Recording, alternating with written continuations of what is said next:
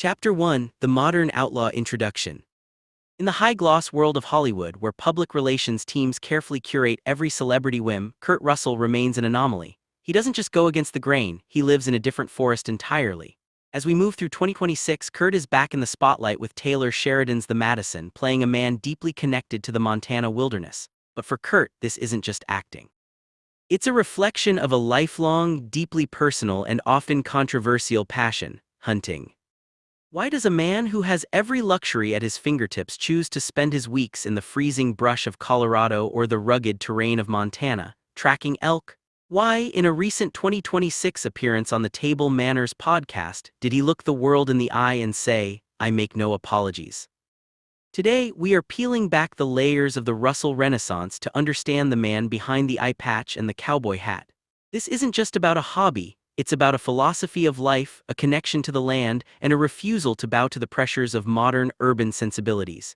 This is the story of why Kurt Russell is so passionate about hunting. Chapter 2: Roots in the Dirt, the Early Years. To understand Kurt's passion, you have to look at his upbringing. Long before he was Disney's golden boy, Kurt was a ballplayer. His father, Bing Russell, wasn't just an actor, he was a man of the earth who owned the legendary Portland Mavericks. The Russell household wasn't a place of Hollywood glitz, it was a place of traditional American values. Kurt grew up in a family where food didn't just appear in plastic wrap at a grocery store. It was earned. He has often spoken about how hunting was a foundational part of his childhood, not as a sport or a way to show off, but as a way to provide. This provider mindset is something that has stayed with him for 75 years. When he transitioned from a child star to an adult actor, many expected him to adopt the Beverly Hills lifestyle. Instead, he bought a ranch in Colorado. He chose the quiet of the mountains over the noise of the red carpet. For Kurt, hunting isn't a celebrity retreat, it's a return to the person he was before the world knew his name. Chapter 3: The Philosophy of the Service. In March 2026, Kurt made headlines during a podcast interview where he discussed his sentimental view of animals. Most people expected a typical Hollywood answer about animal rights. Instead, Kurt gave a profound insight into the mind of a traditional hunter. He said, "I thank them for their service." This phrase caught many off guard, but it highlights his core philosophy. To Kurt, hunting is a sacred transaction. He doesn't find pleasure in the taking of life, a point he made very clear. Instead, he finds great pleasure and honor in the taking of an animal that feeds his family. He views the modern disconnection from food as a tragedy. While 90% of people see meat as a product in a supermarket, Kurt sees the animal, the effort, and the sacrifice. He believes that by being the one to harvest the meat, he is showing more respect to the animal than someone who buys it blindly from a shelf. This honoring the service of the animal is the heart of his passion. Chapter 4: The Colorado Sanctuary and Elk Hunting. The centerpiece of Kurt's hunting life is the ranch he shares with Goldie Hawn in Aspen, Colorado. While Aspen is known for luxury skiing, Kurt's side of the mountain is about horses, cattle, and elk. Kurt is a renowned elk hunter. If you've ever seen him in a film like The Hateful Eight or Bone Tomahawk, you're seeing a man who knows how to handle the cold because he lives in it. Elk hunting is one of the most physically demanding types of hunting in North America. It requires miles of hiking in high altitudes and extreme patience. For Kurt, this is the ultimate reset button. In the wilderness, the movie star doesn't exist. The elk doesn't care if you were in Escape from New York. This level of reality is what keeps him grounded. He has often said that the quiet of the woods allows for self-reflection that is impossible in an urban environment. Chapter 5: Passing the Torch, Wyatt Russell. A major part of Kurt's passion in 2026 is seeing how it has influenced his children, particularly his son and co-star, Wyatt Russell.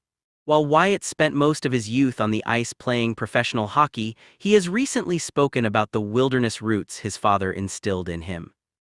Wyatt noted in recent interviews that while he didn't always have time to go elk hunting with his dad, the perspective remained. He described the disconnection he sees in his own children's generation, seeing animals in the backyard as majestic, but having no idea where their dinner comes from. Kurt's passion for hunting isn't just about the hunt itself, it's about a legacy of self-sufficiency. He isn't pushing it on his kids, but he is showing them a different way to live, one that is nature-connected rather than screen-connected. Chapter 6: The Taylor Sheridan Connection, The Madison. It is no coincidence that Kurt Russell has finally joined the Sheridanverse in 2026 with the Madison. Taylor Sheridan, the creator of Yellowstone, is famous for casting actors who actually know their way around a horse. In the Madison, Kurt plays a character who serves as the rugged backbone of a family moving from NYC to Montana. The show explores the culture shock of people who are disconnected from the land, exactly the theme Kurt discusses in his real life. When you see Kurt on screen in 2026 handling a rifle or fly fishing in the Madison River, you aren't seeing a prop master's work. You're seeing 60 years of genuine experience. His passion for hunting has made him the most authentic actor of his generation, and it's why Taylor Sheridan fought to get him for this role. Chapter 7: The Libertarian Hunter. Kurt's hunting isn't just a lifestyle, it's political. He is one of the few prominent libertarians in Hollywood. He believes in individual responsibility and the right to provide for oneself. He has faced criticism from animal rights groups for decades, but he has never backed down. His no apologies stance in 2026 is a testament to his character. He believes that the traditional wilderness lifestyle is a valid, ethical, and sustainable way to live. He often cites conservation efforts, noting that hunters are often the ones paying the fees and taxes that actually protect the natural parks and wildlife populations. Chapter 8: Conclusion: The Final Word. As Kurt Russell celebrates his 75th year, he stands as a bridge between the old Hollywood of rugged individualism and the new Hollywood of streaming giants. He has managed to survive 6 decades in the industry without losing his soul, and a large part of that is due to his passion for the outdoors. Hunting for Kurt is the ultimate reality check. It is a reminder of where we come from and what it takes to survive. It is a source of pleasure and honor, a way to feed the people he loves, and a way to thank the natural world for its service.